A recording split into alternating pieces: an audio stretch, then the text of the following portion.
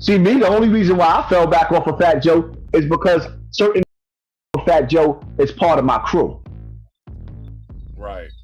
You see what I'm saying? So it's like, all right, out of respect, it then got a little, it got a little, but I'm not like, just to keep the peace, I'm being nice, because the truth of the matter is, I don't want to keep no peace.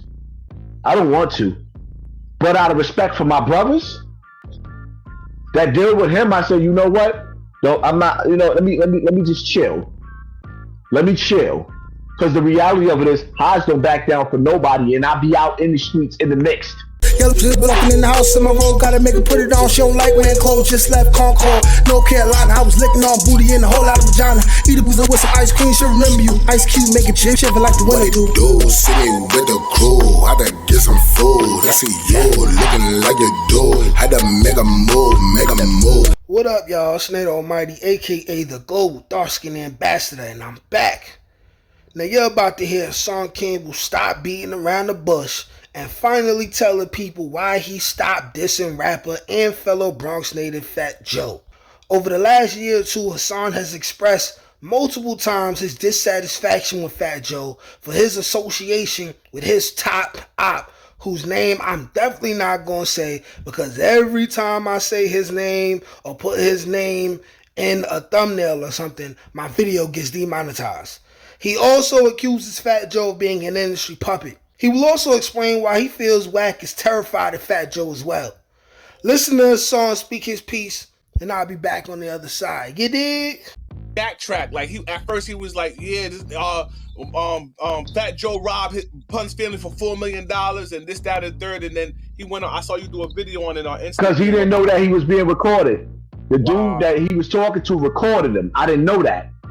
Oh. Okay. So the guy reached out to me. He was like, nah, I recorded that nigga. That was a phone conversation. Wow. I didn't know that. He recorded Wack again. So Wack got a potty mouth. He talked too much. He didn't know that was going to get back to Fat Joe. Damn. I thought that was a clubhouse conversation. Wow, okay. Yeah, he didn't know that was going to get back to Fat Joe. That's why he was like, oh no, like he don't want that Terror Squad smoke. Right. And it showed. The way he copping out, it showed. He don't want that smoke.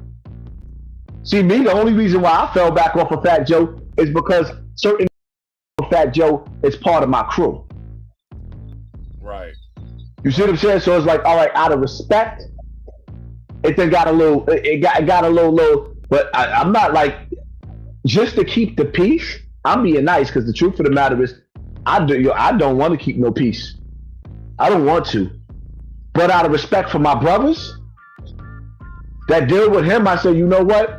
No, I'm not, let me just chill. Let me chill. Because the reality of it is, Hodge don't back down for nobody, and I'll be out in the streets in the mixed. Win or lose, I don't back down from niggas. We definitely need you out here, man. They need you out here for the content, my nigga. So, whenever you decide to come back full time, man, you know what I mean? Keep doing your thing. Nah, I'm definitely, I'm like, you know what, at the end of the day, man, it's all about the message. It ain't just about me. It's God made it so that I can still tell people, to open up their eyes and see the world for what it is, and get paid for it at the same time, which is a blessing. So it's all about the message. So I'll be back. But for the most part, man, I'm more dedicated to my Patreon, and even with like YouTube is grimy to black people. They'll build you up. Well, you'll build yourself up, and then they'll start breaking you down and slow you down. Like they put a cap on certain people where you can't reach a certain plateau. Everybody that's been watching me know I should have passed the 500,000 mark already. Right. Definitely. So they definitely try to slow me down. And even on some of my other platforms, they even took my IG platform like 4 different times. I remember that. Yeah. But you build it back up real fast anyway when it comes to Instagram and shit like that. Yeah, and then they'll freeze your numbers. They won't show you where it's still growing anymore. They do that shit. All these platforms is together. You know why? Because it's FBI. Once you get to a certain level, you think I'm not on the FBI watch list? That's what it all boils down to. Nigga on the FBI watch list. Wow. Anybody that cares about black people enough to wake us up and have a message, they not playing with us. I guess Fat Joe not the only person blackballing people out here, man. Shit crazy. Fat Joe is a government puppet. That's why he sat up there and say, yeah, it's a hip hop mafia. Of course, you know what the hip hop mafia is. The first family of hip hop, the Zulu Nation, the family that he came from. Man, a monkey's a monkey, a dog's a dog, and a cat is a cat, man. Okay, now if you ask me, if Hassan made a choice to fall back from the slander of Fat Joe, then he should have just done it and left that at that. It's clear he has a real issue with Fat Joe for obvious reasons. Now, if you say you have smoke with a man and then you cease fire against him and your reason is because your friends made you stop, that's kind of going to make you seem soft or like a liar. There isn't one person who already don't like Hassan who would even consider that this explanation is the truth. Fat Joe was never going to publicly address Hassan Campbell anyways. But what y'all think? Does Hassan take an L for this explanation? Do you even believe him? Do you think he just don't want that Terror Squad smoke like he says Wack 100 don't? Let me know in the comment section.